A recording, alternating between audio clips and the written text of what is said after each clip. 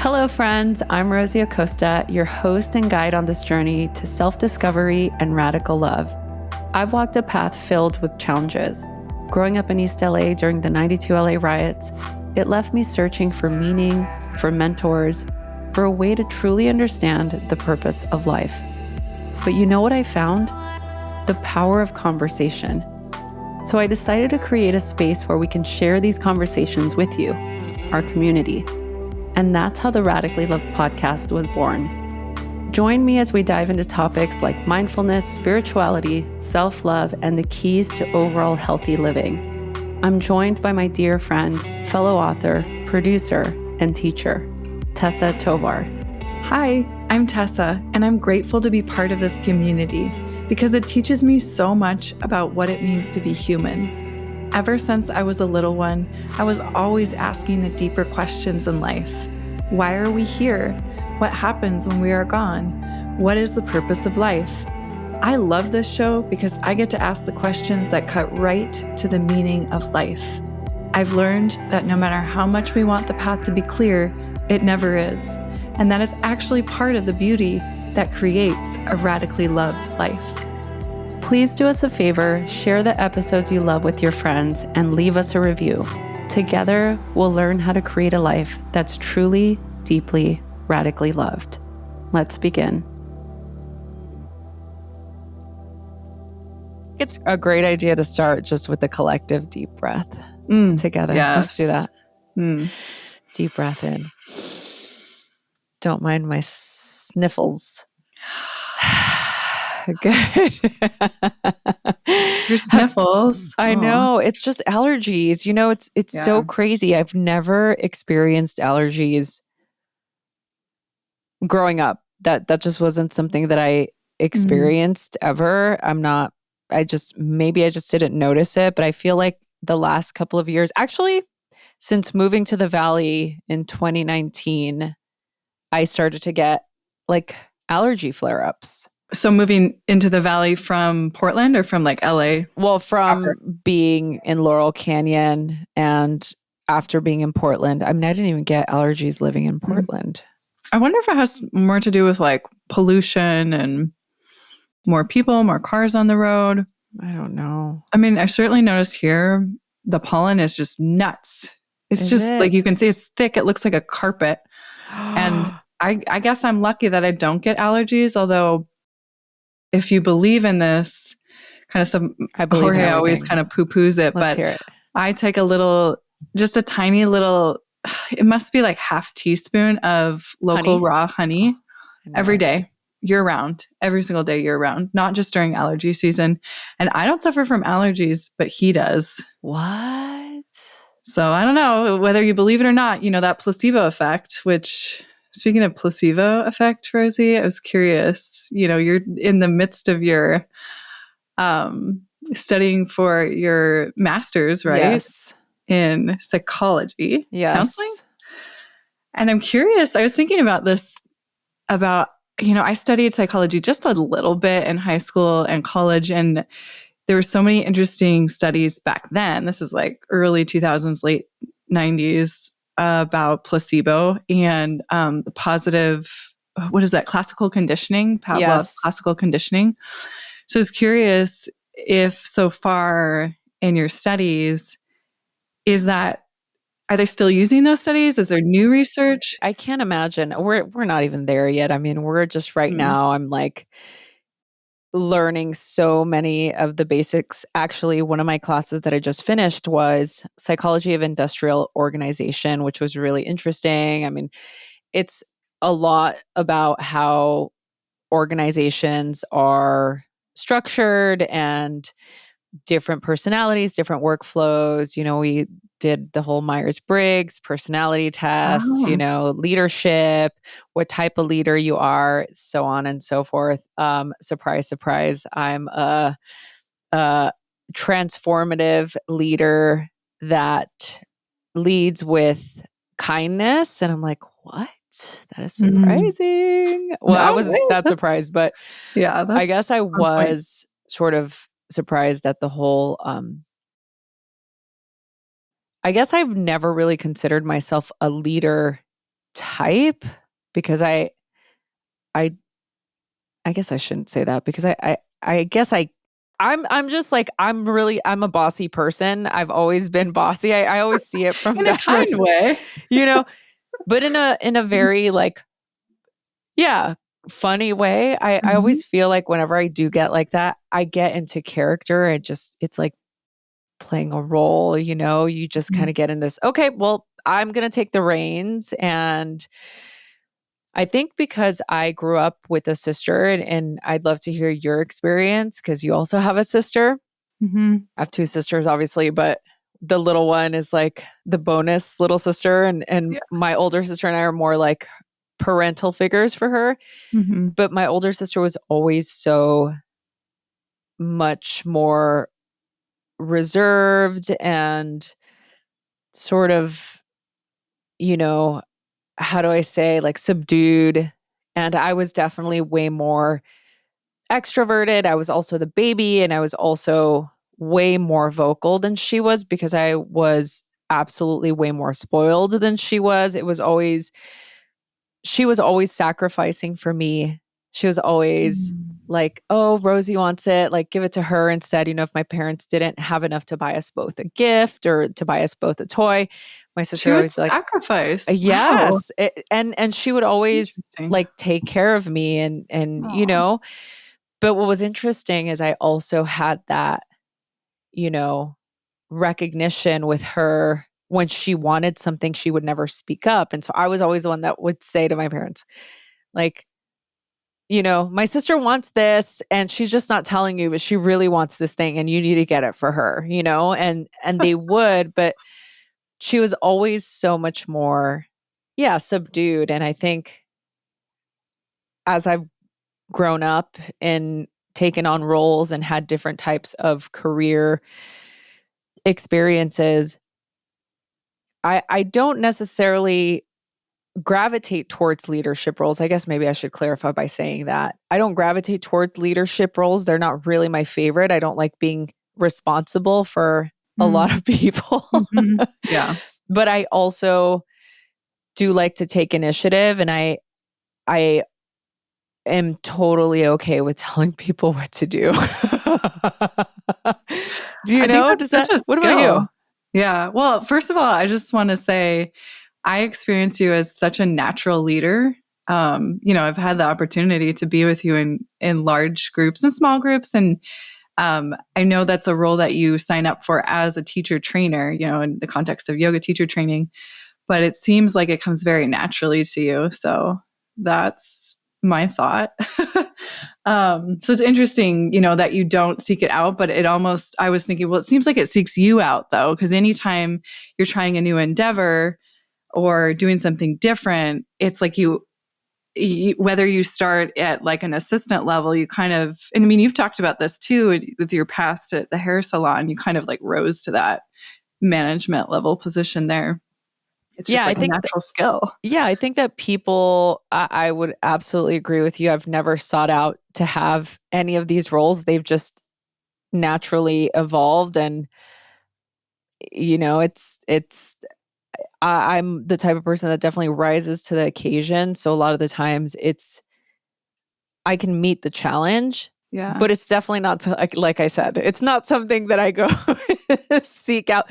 In fact, I think why I love doing what I do so much is because I do have that autonomy, and I don't necessarily have to be responsible for a lot of people. And I feel like even within the Radically Loved organization, since you've been here, we've had people come and go, and different type of projects that we've worked on. But I really feel like everybody's been autonomous, and I Mhm. don't necessarily feel like I've ever had to kind of tell people what to do. There was that one event that we did, now that I'm coming to mind, that we had to be very hand holding. uh, do you remember I'm what I'm trying to talking remember about? which one. I feel Which like one? Okay, I'll just say it like this. We were doing a big online event, and the person that was helping us needed a lot of hand holding. yes. Yes, yes, yes. Yeah, I do remember that. Remember how Yeah. difficult that was for me? Yeah. Yeah. Well, I think that's the thing that makes you such a great natural leader is that you give the autonomy to allow, like, from my perspective, it's nice to work for someone like you because I get a certain level of confidence in my job and my ability, self-trust to do what I do well because you give me that level of autonomy. Yes. Good. Thank you so much for saying that. I'm going to take it. You're Thank you so welcome. much.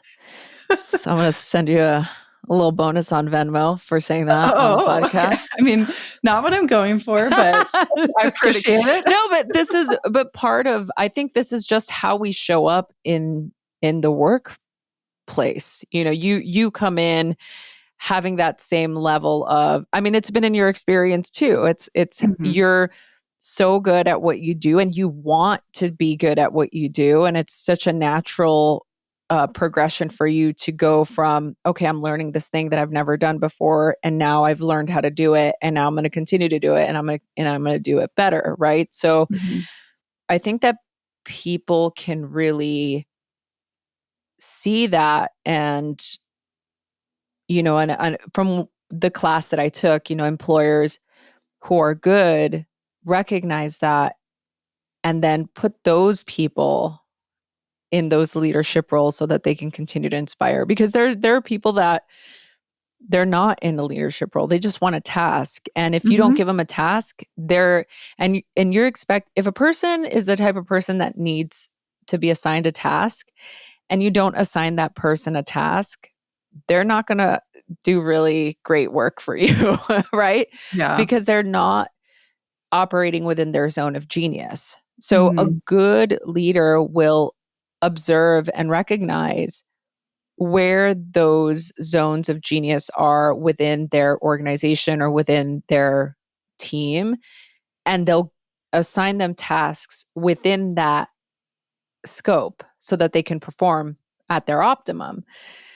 But I think that's a really difficult thing to learn. I've had that sort of sense because I'm a really good listener, and again,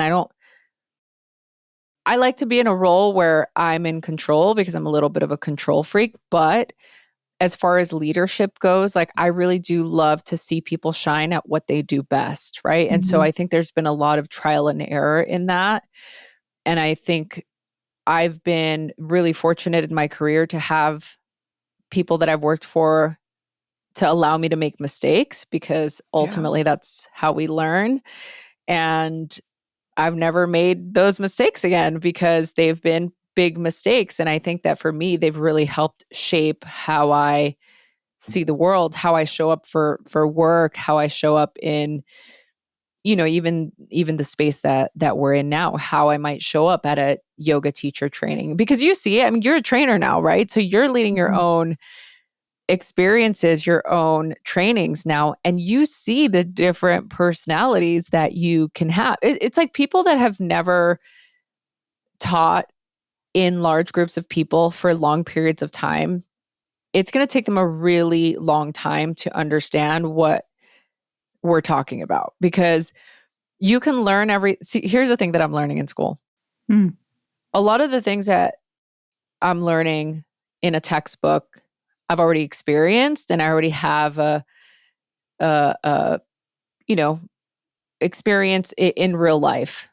I have had many years in the space. I've worked with people. I've, done health coaching. I've, done the whole life coaching thing. Like, I've had experience with working with people. I've taught hundreds of classes. I've done retreats. I've done workshops. Like, there are certain things that a textbook is not going to teach you, Mm. like how to deal with conflict. Like, how do Mhm. you deal with a student that's having a difficult time or that doesn't understand something? Do you just ignore them? Or somebody that is a student that needs a lot of attention?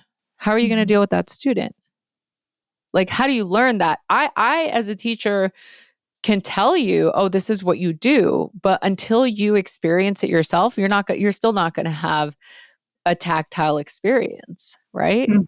There's so many things in that I'm like, yes, yes. And I'm just thinking back to my decades long career in the corporate world. And I was so blessed, kind of like you, to have really great bosses, and sometimes they were a little insane. I feel like I had this spectrum of bosses who were like lovely and so forgiving and taught me so many good lessons. And I made some big mistakes with some really high stakes corporations that I could have been fired for, but I was lucky enough to have bosses who were very gracious and saw my potential, I think, to want to do well, to learn from my mistakes, and to be dedicated enough to the job to show up and in the face of something like that, where I was like, I think what one of my favorite bosses said to me was, I know I made a big mistake with him. And he came back from this trip that I had sent him on, and he's like, Tessa, I got to tell you something. This happened, and I need to tell you this. I was like, oh God, what did I do? And at the end of the story, he told me, he's like, I know you're never going to make this mistake again. And I know that you're beating yourself up right now more than I ever could. And he said all of this very kindly and lovingly. And he's right. Yes, I was beating myself up big time. And he was also right that I never made that mistake again. So my biggest mistakes have become my greatest lessons in the work world. And even with you, Rosie, you and I have been through that same process. And I just think it's a testament to, the humanity of who we are. Number one, we're all going to make mistakes. I don't care how detail oriented you are, how much you pride yourself on, your quality of work, your work ethic. You're going to make a mistake. And so the opportunity is to look at that and be like, okay, well, what is the lesson here? And how can I avoid that in the future? Hopefully you don't do it again. Hopefully it's only if you do it again, maybe it's the second time and then it's really ingrained. Yeah. Yeah. But here's the other thing that I think is so helpful. And I'd love to hear your thoughts on this is I think when we do make those big mistakes, it's really important to have it be a sincere and genuine foundation to learn. And I'll explain that, because if my employer or the person that I make this big mistake with doesn't allow me to have that experience and move past it, give me the opportunity to move past it, I'm not going to learn from it. Or if they keep bringing it up, or if now I'm the person that always makes a mistake, right? I've had this happen with an employer before where I made a mistake and then I became the girl that always messes this thing up, right? And it's like, oh, make sure you book enough time. Right after I stopped working at the hair salon, I took this smaller job. I think just kind of a transition in between before I became a personal assistant.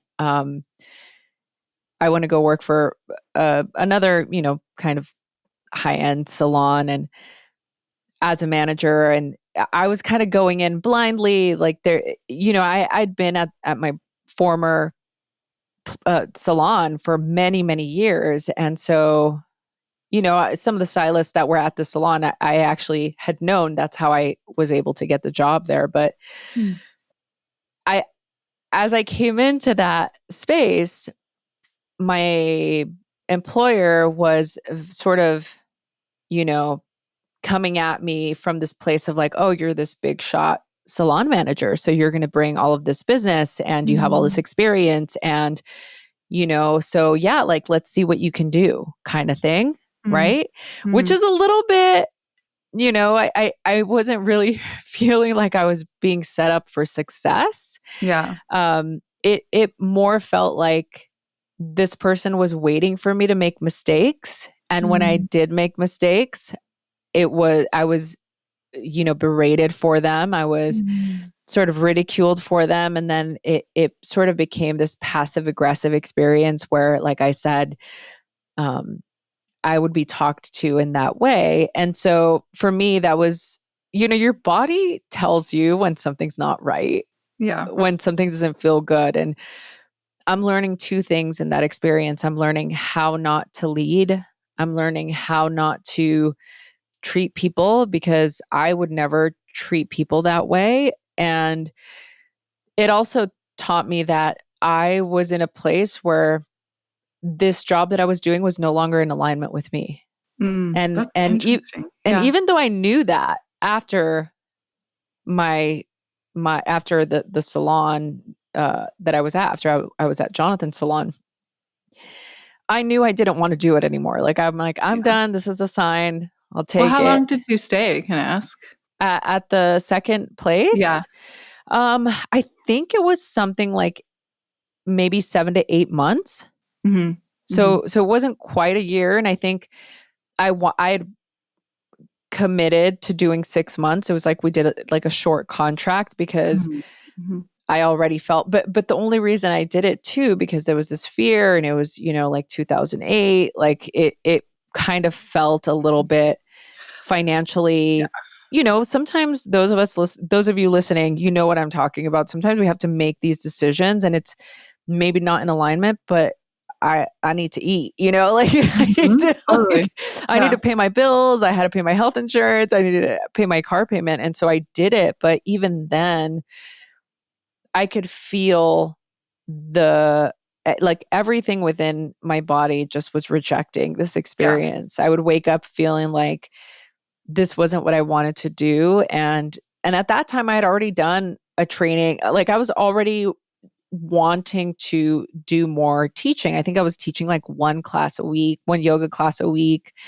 Mm. And it just felt very like that was my happy place. It just felt more in alignment. But I knew that I would never be able to make a career, right? Like there was that sort of doubt that felt like this isn't going to work for me, right? So I ended up taking another job as a personal assistant, and I was in that job for about 3.5, 4 years, something like that. And it was in that space where I decided, okay, well, now I need to really figure out what I'm going to do, because even though it was a nice distraction, I did learn a lot. And I think it was an experience I needed to have. But going back to the topic, of leadership and understanding who we are as a person and how we learn and how to create an environment for ourselves so that we can grow and we can understand when things are out of alignment, because it's so easy for me to be like, oh, it was out of alignment. But what exactly does that mean? Like, what does it mean? Yeah. Oh, something's out of alignment. Okay. So for me, out of alignment looked like this. I would wake up in the morning and I did not want to go to Hmm. work. I did not want to do what I was doing. I would wake up kind of feeling like, ugh, like, ugh, Yeah. this is, here we are again. And I would get there and I just was irked by everybody. It was a real deep struggle for me to interact with. Not even the people I worked with were amazing, and even some of the clientele was really lovely, and I met some really nice people. But my employer, just like I said, the energy of having this expectation and not really setting me up for success was very present. And I think that part of what made me feel like I could continue, there was a little bit of I wanted to be liked, right? My inner Hmm. people pleaser was also at play. And so again, here's what felt, this is how I knew it was out of alignment, because that part of myself wanted to be fed, because I wanted to be liked, and I really wanted to make my employer happy, and I wanted to make them, I wanted to like live up to this, I'm going to do air quotes, expectation of what they thought they were getting, right? So it's like I had this reputation of being this like, you know, really great manager, and you can only get to that level of reputation not on your own. It's like you have a team, Yeah. and I feel like I just had a really beautiful team of people that I worked with. And my former boss like really taught me a lot, and I have so much respect for him. Like we really worked well together. But going back to the out of alignment, I just could feel that part of myself, that desire for validation, that desire for wanting to be good.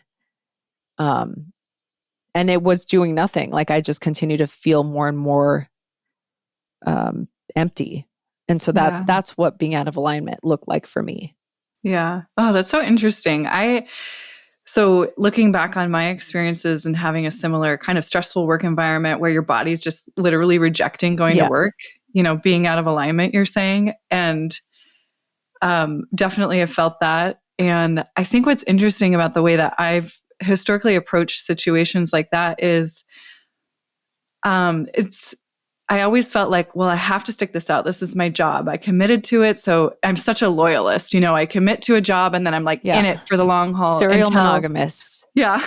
Yes, we've talked about this. We talked about this. It's That's not why just we're still here. Personal relationships. Yeah. It's also in the career path. And especially with a difficult boss, I always wanted to be, in their eyes, the best employee. And so if I would have these adverse experiences with my boss where I felt like I was being unfairly set up for failure or not given the opportunity to succeed or even the tools to succeed, I always felt like, well, I have to have a conversation with this person. So I would write it down. I would journal about these points.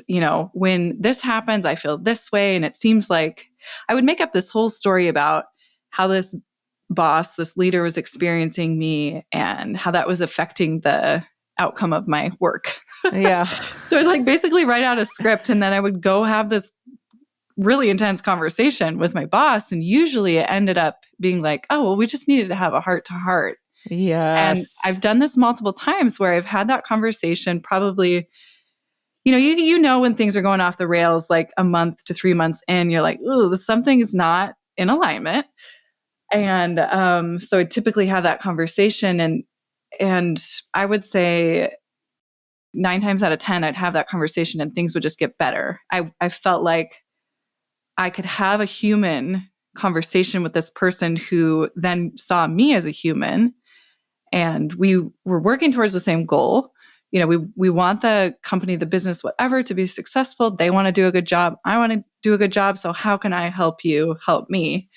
And I'm just curious what you think about that, Rosie, in terms of did you ever experience something that just wasn't worth it to have that conversation, or you knew that it wouldn't matter, it wouldn't make a difference? Yeah. I mean, look, going back to this same experience, I think we did finally get to a point where both of us mutually agreed that it was just not, I actually did end up, getting a job offer, that the job offer I ended up taking as an assistant while I had that job. And I,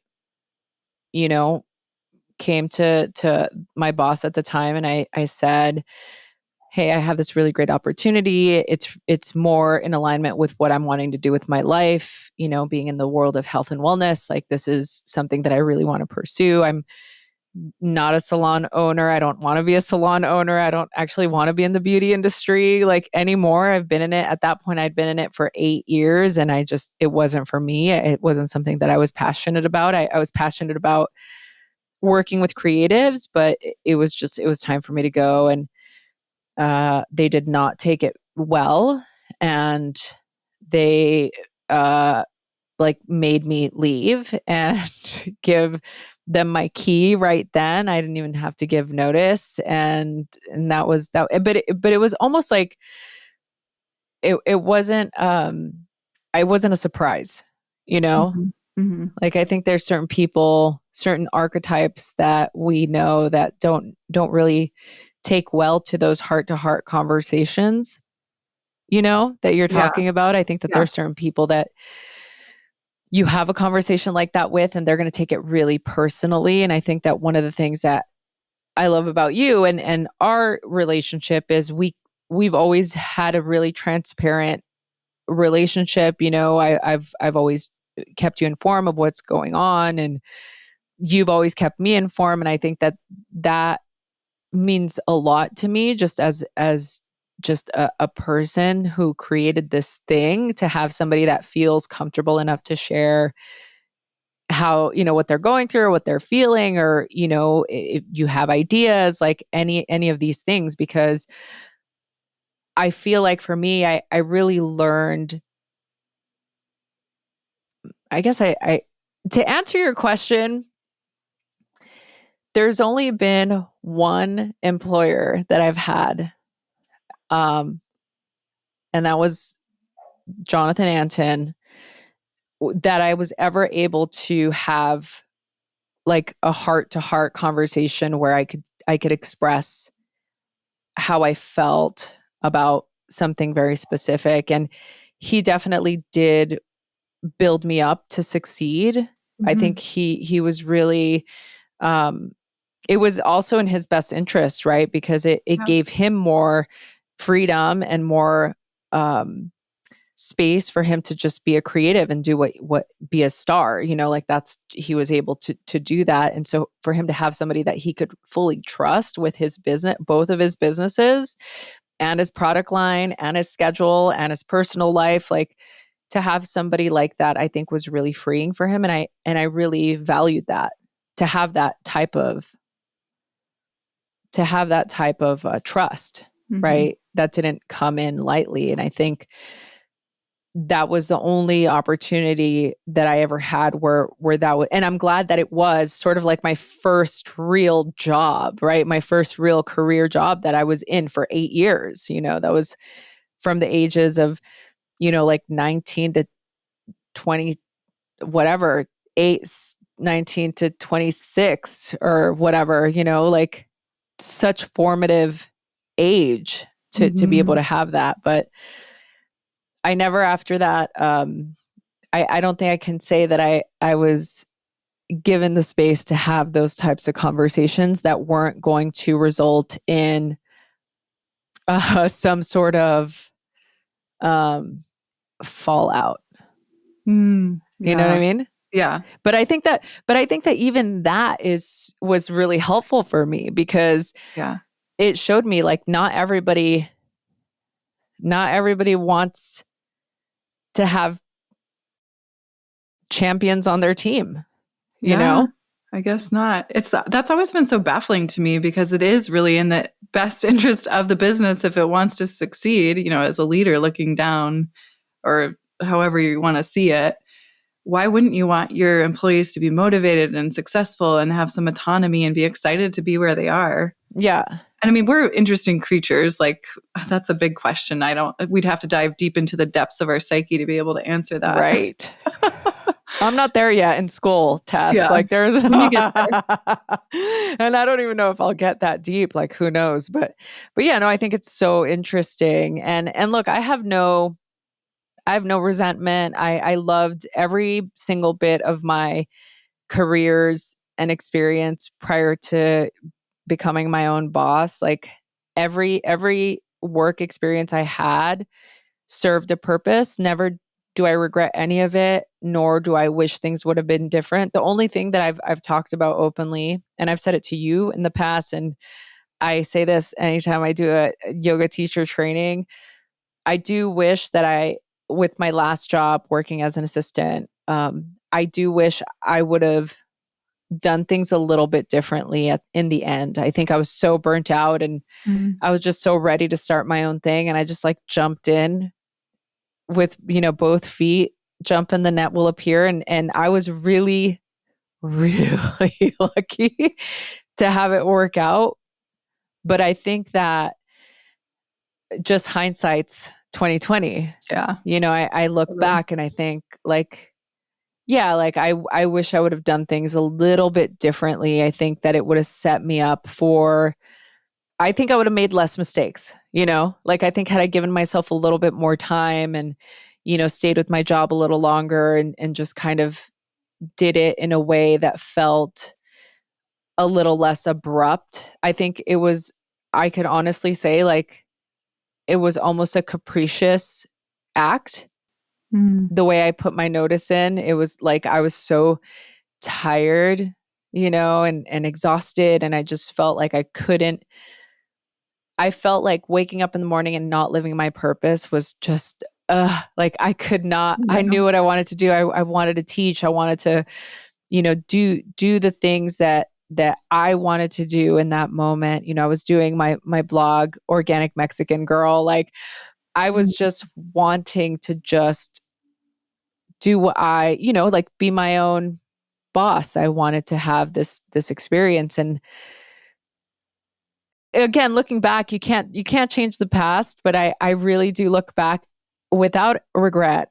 I do look back though, and the reason why I think it's so important to me, Tessa, is because I've seen so many people in trainings that I've done or whenever I've done a workshop that come to me and they say, I want to quit my job. Yeah. I want to quit my job and I want to just go teach full time. Like I want to do what you're doing. And I say to them every time, I always give the same advice. I say, just start slow, like just give it a beat, really set yourself up for success, set yourself up for,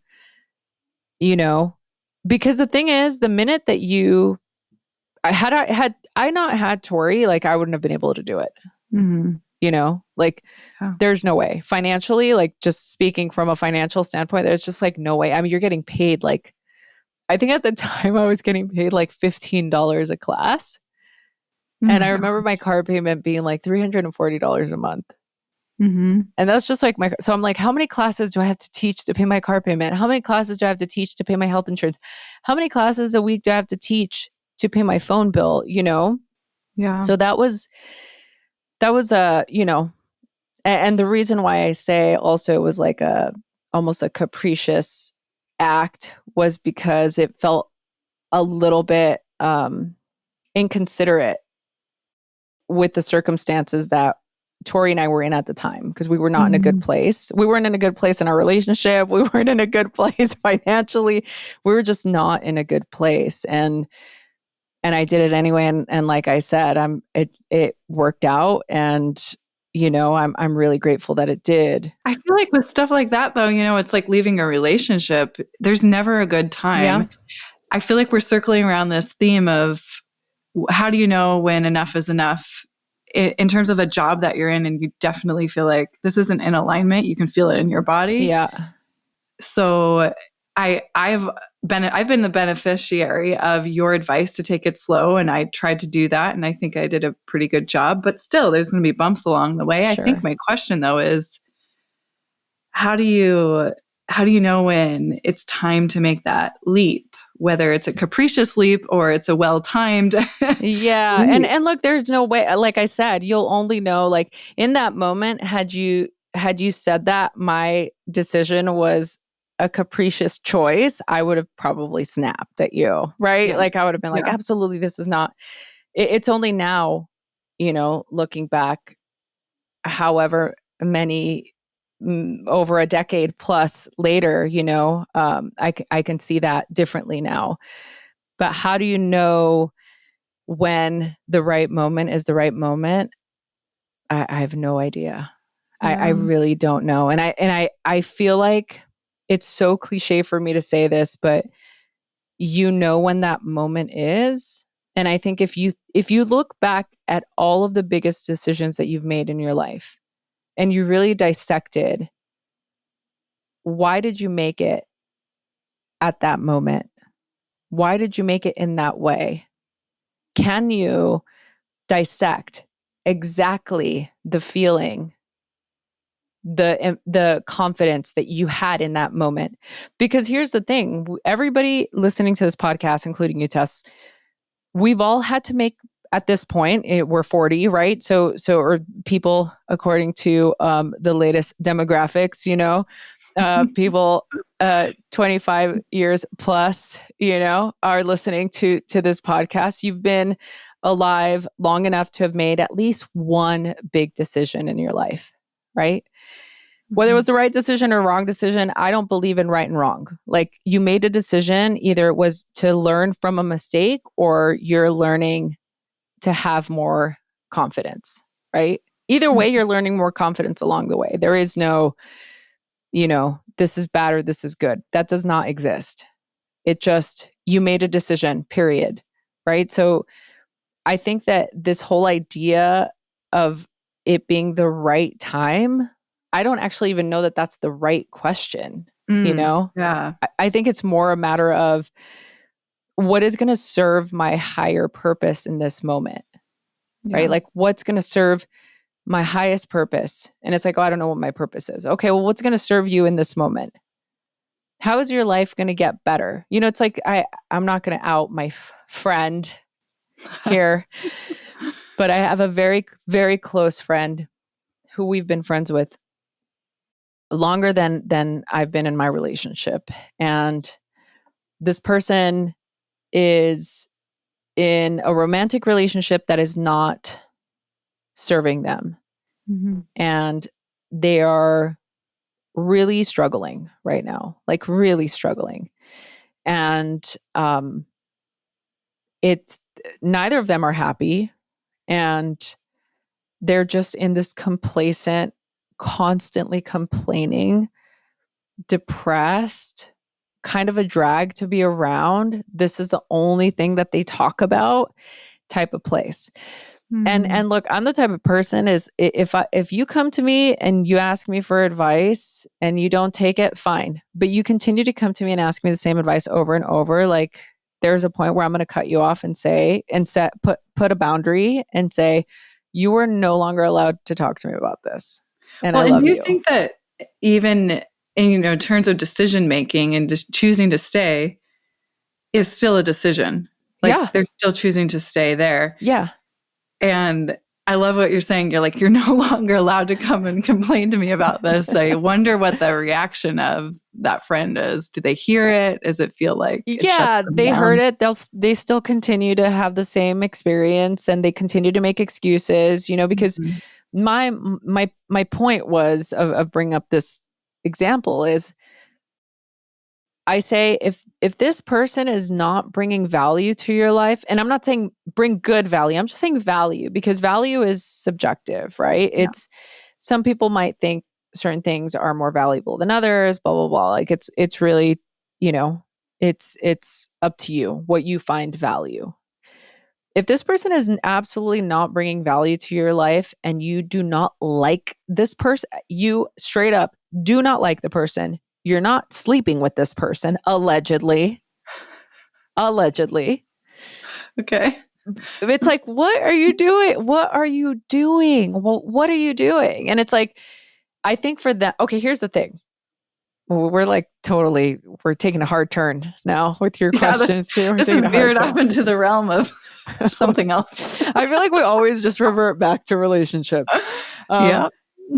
I think it's like, if you're not happy with something, it's so easy to say, okay, just get out of the relationship. You're not happy. Just go. Yeah. It's, so many of us are married. I'm going to take it to Eckhart Tolle. People are so devoted, wholeheartedly devoted to their story, to their narrative.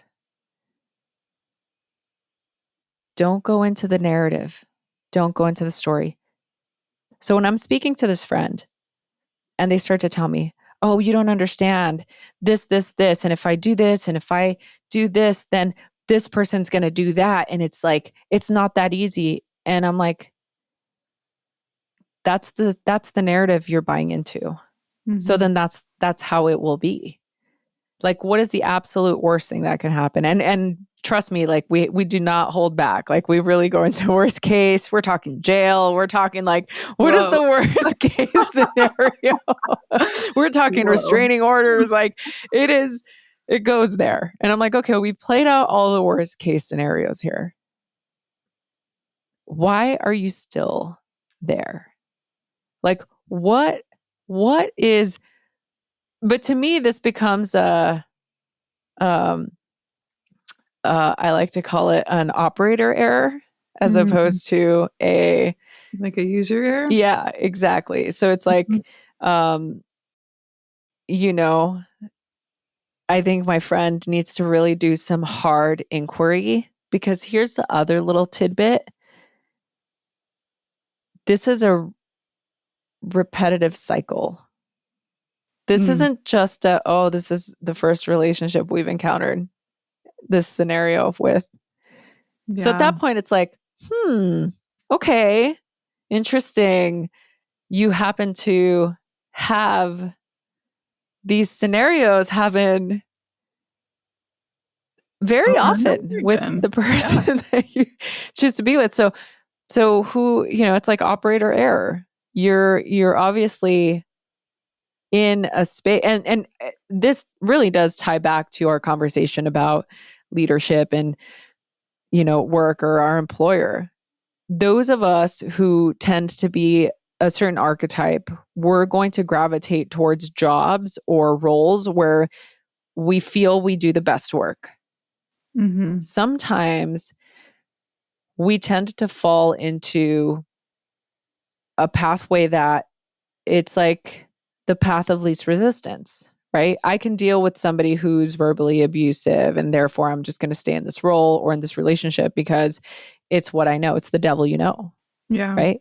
Yeah. I mean, how often I grew up with my mom, saying that I mean, like my mom was very independent, really into like, don't let anybody tell you what to do. Like you make your own way, like really just follow your heart, Mm-hmm. anytime I made the mistake a couple of times in the beginning of the relationship with Tori and I, whenever we would have a discussion, to call her and mention it. And I'm really like, my parents, I don't talk about my relationship with my parents because first of all, they're obsessed with Tori and he's always right.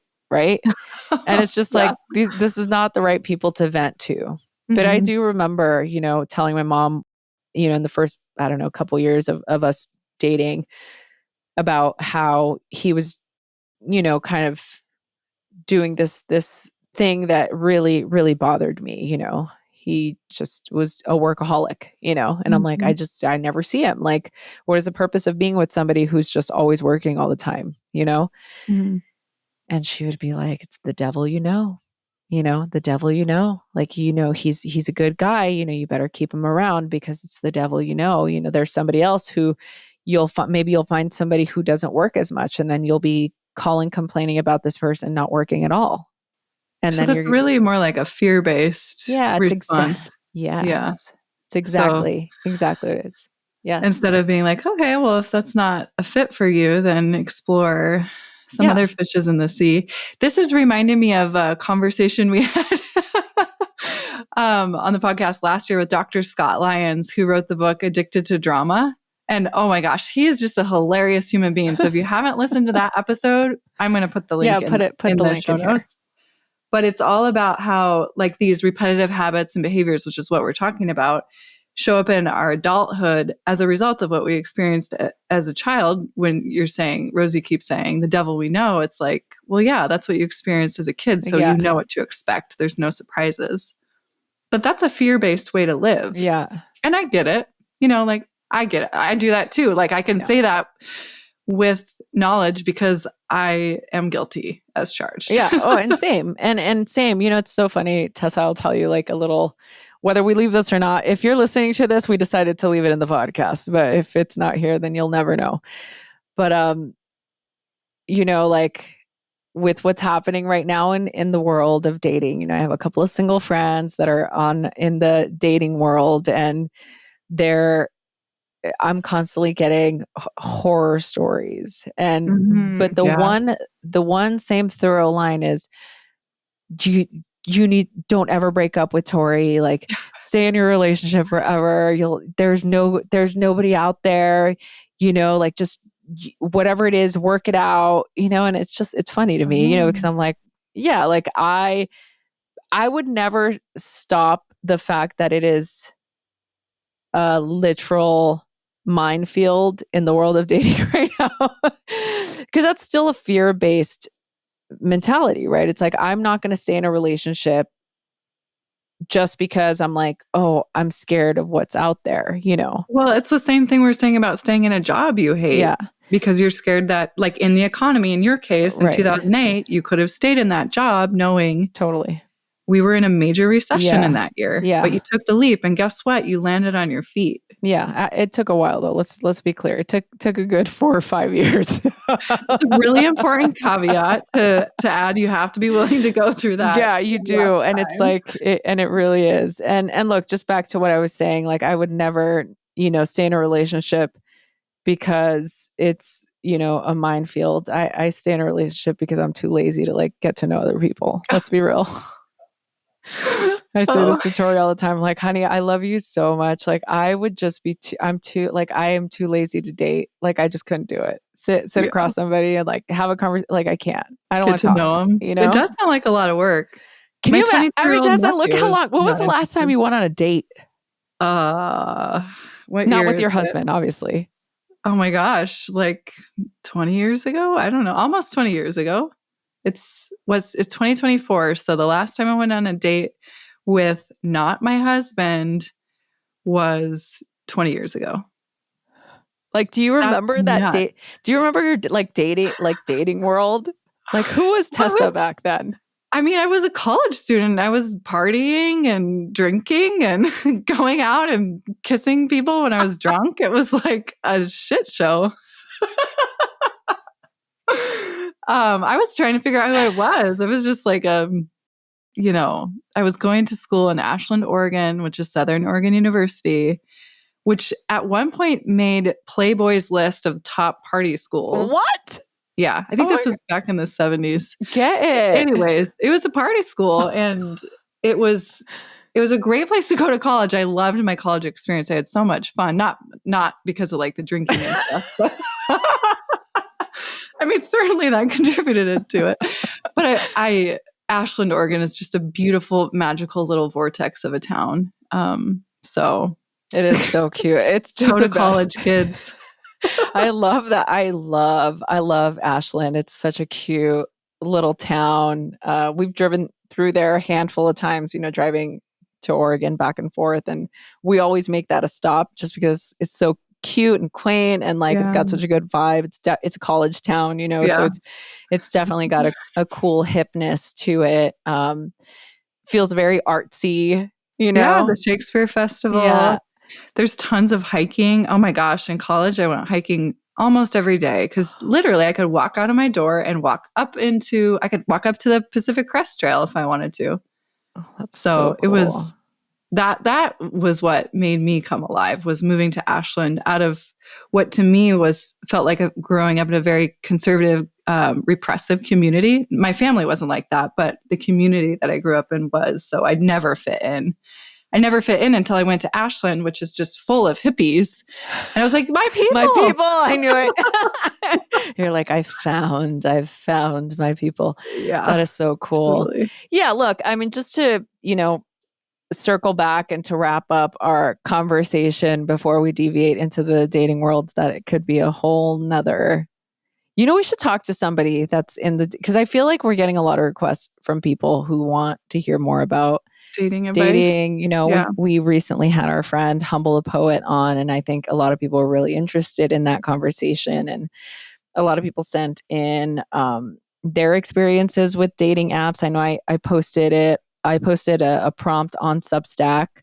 If you haven't subscribed, go to Substack and subscribe to the Mindful Love Hub. I always put some really cool prompts on there for people to have fun discussions, and this one definitely gets a lot of traction. So I think there's more to dig into here. Let's dig it. Let's dig it.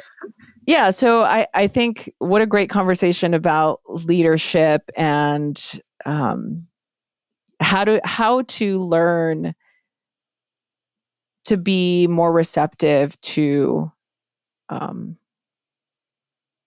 people around you. Like how do we get to know what our leadership style is? Like, how do we learn how to utilize our best character traits to our advantage and to the advantage of our coworkers or people we're going to school with or people that are our leads? Like, I think it's such a great place for us to, continue on that inward journey. Yeah. It's if you can figure that out at a young age in your 20s, you are going to have a life that of course there will be ups and downs, but your work will be something that you really enjoy and get a lot of joy out of. It will give back to you instead of feeling like this thing, that resistance. Oh, I have to get up and go to work today. And it's like, I physically feel like I'm walking through mud to get to the office. Yeah. Don't live your life like that. No, don't. It's too short. It's not worth it. Nothing's worth it. Yeah, it's not. Okay, on that note. So that was the wisdom. That was somehow. the Wisdom Wednesday. Wisdom Friday now. I think we should Wisdom just call it Fridays. Wisdom Friday. Thank you all so much for listening. We love that you're here. Thank you so much for supporting us. If you haven't subscribed to this podcast, maybe you're just dropping in, please subscribe, rate, and review wherever you get your podcasts. If you're watching us on YouTube, you can subscribe to the YouTube channel. And yeah, we're here consistently. We're your community, and we're here to support you on your path. So thanks for being here. Hey friends, thank you so much for listening to the Radically Love podcast. Don't forget to subscribe, rate, and review wherever you get your podcasts. It really helps. Also, don't forget to check out the Mindful Love Hub on Substack. This episode was produced by Tessa Tovar, music by DJ Taz Rashid.